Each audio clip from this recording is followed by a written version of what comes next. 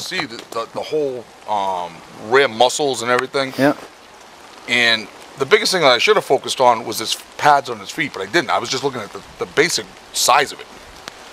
And it was girthy. I was just really shocked. Like, I didn't know exactly what I was looking at when I was coming down the hill. Like, we were standing right up where that fallen down log was. And then it just kind of walked sideways. So I didn't know what it was. Right about where Nick just went down through there? That was pretty... Yep. And then when he took off that way, all we saw was the back end of it. And we're in the spring of the year now. You guys are in the fall, but I'm assuming that the visibility was... Oh, much better. Much better. Yeah. No, but it's similar, right? Because you didn't have any leaves. No leaf litter or anything like... No. Why would you say it would be better? Well, only... We could see better because the tree wasn't here. Yeah. And then... Oh, and this was a few years ago, so there was all these small saplings. Yeah, this has grown up a lot since then. I mean, we had a really good visibility. As soon as it started coming down the crest of the hill and it just started walking, I mean, we seen it the whole way. Okay, so you guys, did you see the face? No. No. No? What would you, I'm going to ask him first, and let's see, what would you describe the hair, the texture, the length, the color, and did it vary over the body, or was it consistent? I would say probably pretty consistent. It was like a dark brown to a blackish, more towards the dark brown though, I would have to say, from where we were. And how would you say it compared to I mean, like, could it have been a person, or was it just too big or something? I think it would be too big to be a person, personally. And they would have been covered in a suit full of fur? Yes. Yeah. Was the fur, when it walked away from you, did you notice did you notice anything distinctive about the back? Was the fur the same length of the whole thing? Was there any parts that had longer fur? I couldn't really tell from where we were. So how about you? What would you describe the fur as? Well, basically, when I saw his shoulders and his head, like I said, it had that knob point or whatever. Kind of a cone, huh? Yeah. Because that's kind of what you drew on your thing, was kind of a little bit of a cone. And his fur, it's like, I'm thinking it was like 2 to 3 inches, but it was consistent all the way through.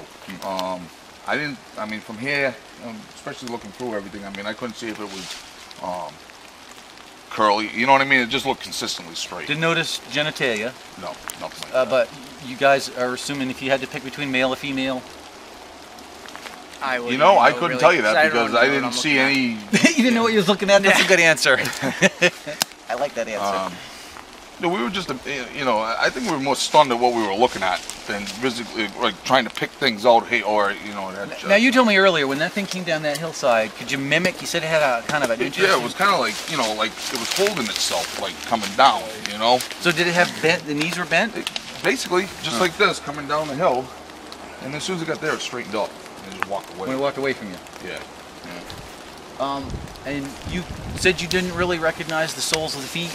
I didn't. That's the one thing I should have picked up on, but I never, I mean, I've seen it in shows after that they kind of got like a grayish-white pad on the bottom. Well, I think I was basically just like from the waist up. We can tell you're all geared up here with handguns and machetes and knives and throwing stars, and I know you guys are hunters. There's dead animals hanging on the wall of their cabin back there. What would you estimate the weight of this creature at? Well over 400 pounds, I would say. Yeah, about that. Wow. Yeah. Never went down on fours. Nope. 400 pounds. That'd be a big man. Yeah. Yeah. Oh, it definitely wasn't a person. I mean, we've been hunting these woods I've been hunting them for 15 years, and you very, very rarely run into anybody out here. And number two, no one's gonna walk around out here in jet black anything, especially during bear season. If you had to compare this thing to a human being, and you could pick from athletes and musicians or whatever the hell you want, comedians, what would you compare it to? What would be the closest you could Andre the Giant. What would you say? Probably a big football player. Of what? A football player. Like football player?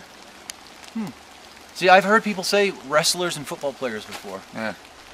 Yeah, that's really interesting. It started heading down the hill, right where Mike is now, and right there is where we picked up on it, and it just walked diagonal, basically facing away from us, exactly where he is. And then when it got to the bottom of the hill, it turned and walked straight away from us. And how would you describe it? Like I said, it was about 6.5, 7 feet.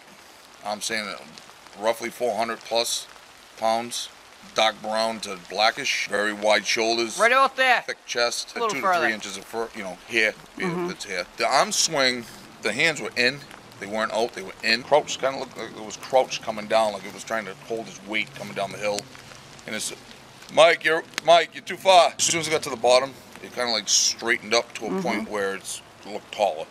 And then just turned and walked away. So about how far down on the body do you think the arms went? At least right around its knee area. A lot longer than a human's arm. Dark brown to a blackish. I couldn't tell you. I didn't see any genitals, and I didn't see any breasts.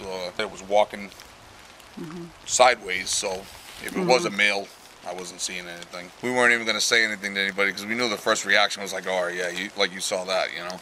It did come out, and we got the reaction we thought we were going to get. They teased you, huh?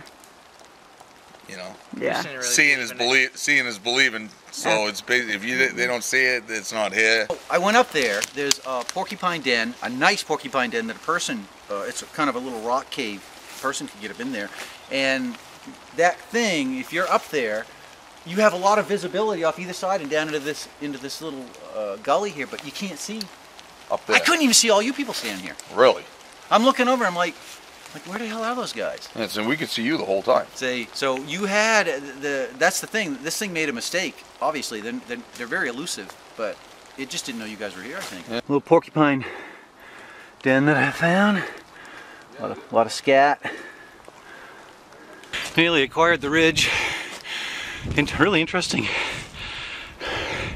tree here behind me.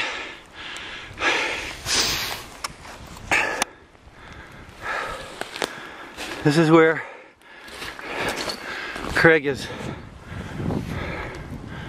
reported hearing the rock clacking. Even though we had to go down a valley and up, we had to gain and lose quite a bit of elevation. His camp is just across the valley at almost the same elevation that we're at right now. It wasn't just bent once, which moose can do. It almost looks like it was bent more than once there. But what's really interesting is this right here. Now plants have what's called a phototrophic response, which simply means fancy thing they aim to the sun, like sunflowers do. Yep. If you just bend a tree over, it gradually swoops up. It doesn't do this abrupt 90-degree angle. This thing was bent twice with intent. Really? Yeah. Now it could have been a person a long time ago, but it seems to me like it represents some kind of trail mark. Be careful, honey. Look, if that, oh, I got it on film. I got you on film. I really wouldn't want to see that thing break. Yeah, I know. You kill yourself. Sound would travel a long ways up here. Yep. So if you were up here trying to communicate with somebody, This would be it. it would, wouldn't it? Because I mean, where it is, I don't know where the yodel is. It the Swiss Alps or something? I'm not a linguistic person. Linguist? Yeah, linguist. I'm sure to hell not a polylinguist. But in those areas where they have deep crevasses and stuff, they'd either whistle, because it carries a long ways, or they'll yodel. Oh. Now you've got a thing that's up here, also whistles, and then woo does that thing, and now rock clacking. I find it very interesting too.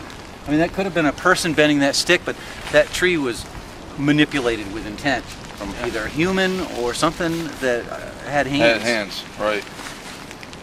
There was sometimes I heard it sounded like wood knocking up here, but I wasn't sure if it was actually moose raking the trees up That's a here. good point. It could be moose too. But the rock clacking is a totally different sound. I don't see a moose. You know, they'd have to first they'd have to be able to balance on their hind legs, and then they'd have to balance the rocks on their hooves. There was one. His name was Bullwinkle. Very talented moose.